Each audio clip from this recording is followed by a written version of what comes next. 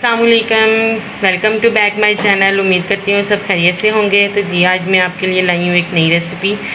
वो है मूंग की दाल की रेसिपी, जो बहुत ही आसान तरीके से और मज़ेदार बनाने लगी हूँ। तो इसके लिए ये मुझे चाहिए थी दाल, जो कि मैंने 1 घंटा पहले भिगोकर रखी थी।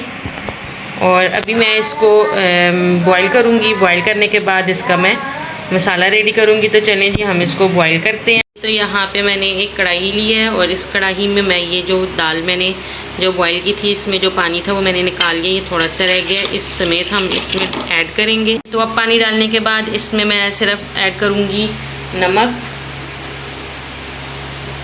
1 चम्मच, और उसके बाद मैं डालूँगी यहाँ पे लहसुन अदरक का पेस्ट 2 चम्मच लहसुन अदरक का पेस्ट डालेंगे।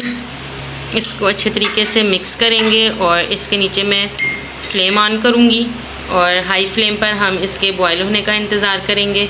तो यहाँ पे देखें मेरे पास मेरी जो ये दाल है ये बिल्कुल गल गई है। अभी हम इसको इसमें से निकालते हैं और इसका मसाला रेडी करते हैं। तो यहाँ पे मैंने ऑयल डाला है। अब इसको मैं थोड़ा सा गर्म करूँगी और इसमें मैं प्याज फ्राई करूँगी। जी तो यहाँ पे देखें मेरे पास ये प्याज हल्का ब्राउन हो गया है। हम इसको थोड़ा सा और ब्राउन करेंगे। जी तो ये हमारे पास ब्राउन हो गया है। अब इसमें मैं ये टमाटर डालूँगी, जो कि मेरे पास फ्रीज थे, मैंने इस तरह से पीस के रखे हैं। जी तो अभी मैं इसमें मसाले ऐड करूँगी। यहाँ पे मैंने हाफ़ टी स्पून लाल मिर्च डाली है और हाफ़ टी स्पून डाला है मैंने इसमें हल्दी। उसी के साथ ही मैं यहाँ पे ज़ीरा और खुश्क धनिया जो मैंने अभी पीसा था वो मैं डालूँगी।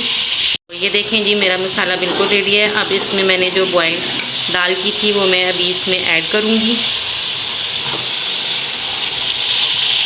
अब ये मेरी दाल बिल्कुल रेडी है। अब इसमें मैं आखिर में डालूँगी। देखें यहाँ पे मेरी दाल बिल्कुल रेडी हो गई थी और इसके ऊपर मैंने अभी छोटी छोटी करके मिर्चें और धनिया काट के डाला है।